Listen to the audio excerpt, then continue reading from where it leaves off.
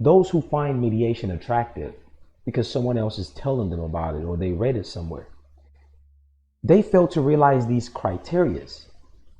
They fail to realize that that second party that you're doing that administrative process and you're saying you're going to do a mediation against because that's how you're going to get a judgment against them.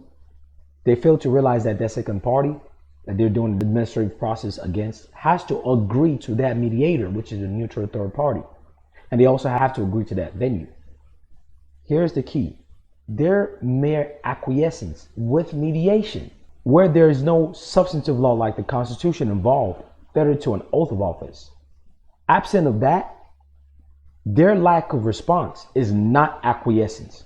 People run away from what their solution is because they've been traumatized. Either that or people are just cowards. They want to talk a bunch of crap on paper, but they don't want to go and get it done. Therefore, they run away from the actual solution itself. It's like saying you want to be lean or have some muscle mass, or you want to be strong, or you want to be able to run distance, but you don't want to use the current strength that you have and exhaust it to a certain point. You don't want to feel that pain of workout, but you say you want to get stronger. You are lying to yourself about how the world works. People say they have rights, yet that same right is the first thing they waive by doing things like mediation. Mediation does not consider the Constitution, in case someone has not told you that. The first thing people see when they step into courthouses is police power. If it's a county court or municipal court, you either see the sheriff or the local municipal employees who are armed most of the time. If you go to federal court, you see the marshals.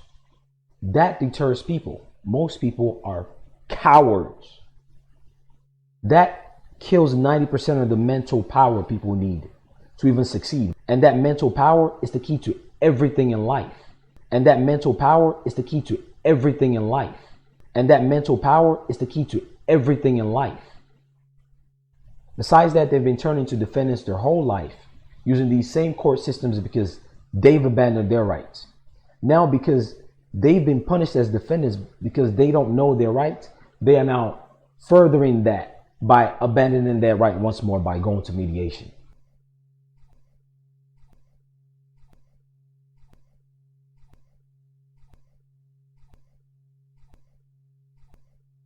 People, think. Humans are one of the sentient creatures on Earth with the most neurons in brain activity. You're not brain dead until you stop using those brain activities. Don't just study all these things just so you could go a route that basically defeats all the think about all the time you spend studying these things. Hello, beautiful people. Welcome back. Pen and paper. Pen and paper, as you've heard me say in many situations, is the invisible string that runs a lot of people's lives. Even more so when you are actively engaged in any given court case. Most who are engaged in a court case readily know that what they put on paper make or break their desired outcome. For the most part, I think victory is the desired outcome for most people. But what if that victory that you desired did not necessarily come forth? What if it basically slipped out of your hands? What I say to that is every circumstance in any given court case, there's always something that you can always find if you look deep enough. Granted, if you have the awareness and the eyes to search. But if you look deep enough, you will find something that you can use to revive a case or annul some type of order that was to your detriment. The note of court cases, many people try to go into administrative venues by doing mediation.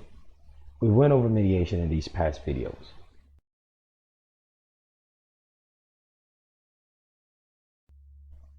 The summary of mediation to those who know and to those who have been through it is mediation does not apply constitutional principles. In other words, there's no one you can hold liable. And two, mediation is not appealable, meaning whatever is done there ends there, even if it's to your detriment. That's the second downside to mediation. First being the Constitution does not apply and cannot hold anyone liable against anything. In other words, they do whatever they want. even if you write down everything you want to say, this is how you want it. Second downside to mediation is it's the final thing. There's no appeal to it, and there's no appeal of an appeal because you're not using Constitution. Third is that both parties has to consent to whoever you're using as a mediator. Those who find mediation attractive because someone else is telling them about it or they read it somewhere, they fail to realize these criterias. They fail to realize that that second party that you're doing that administrative process and you're saying you're going to do a mediation against because that's how you're going to get a judgment against them. They fail to realize that that second party that they're doing the administrative process against has to agree to that mediator, which is a neutral third party. And they also have to agree to that venue. Here's the key. Their mere acquiescence with mediation, where there is no substantive law like the Constitution involved, fettered to an oath of office. Absent of that, their lack of response is not acquiescence. If they swore an oath to the Constitution, then their lack of response is acquiescence because there's a predominant document that assumes that they are liable to you based on the Constitution and the right of the people. When you are doing mediation, mediation is part of administrative law. Administrative law meaning you can create the terms and conditions absent of any of the laws that pre-exist. Now, if mediation is being done against some type of public officer or so, and you're doing mediation, you are basically killing and removing all the abilities that you is not used. It is based on your agreement.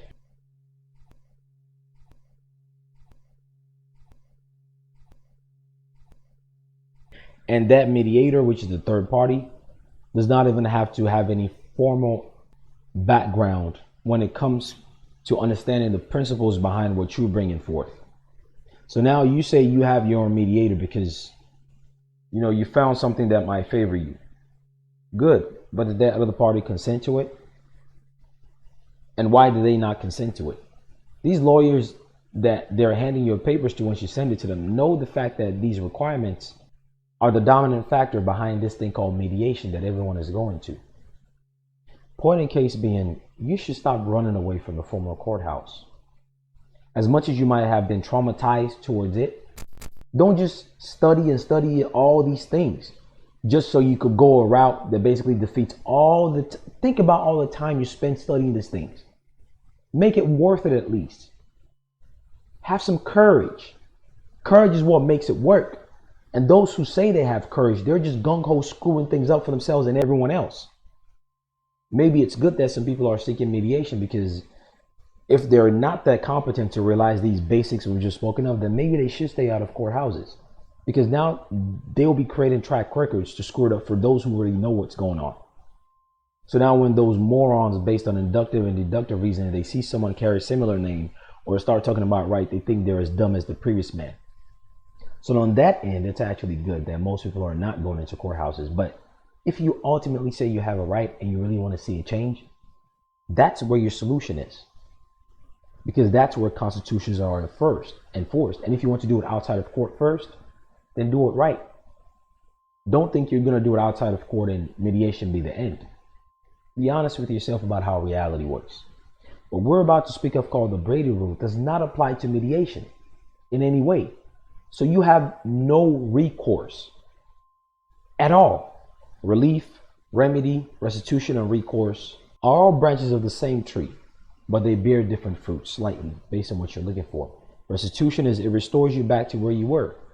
Example of restitution is in United States versus Bagley, however. The Supreme Court eliminated this requirement, meaning Brady rule and your due process right to have favorable information handed to you is not restricted to just discovery.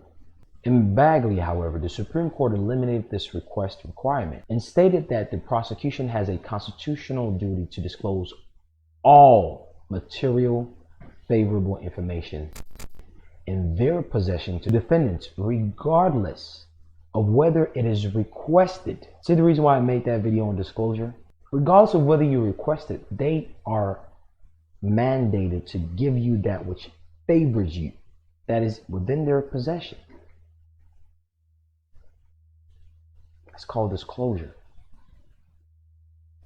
This duty is breached regardless. This duty, it's a duty, are typically only discovered after the defendant is already convicted. Do you know how many so-called black people will benefit from this if they actually know this? You know how many people have been thrown in jail and prisons that don't know this? As a reasonable probability of changing the outcome of the trial is inherently harmful. This is called fatal error. If it's inherently harmful, this term inherently is the same thing as substantive, and your substantive right has been violated. Thus, there is no need for separate harmless error review. Meaning, there's no scrutiny for other standards to see that, okay, yeah, it's a harm, but is it really a big deal? The way that you overcome that scrutiny within the actual 46-minute video is on the Patreon page. Take care. Best of luck.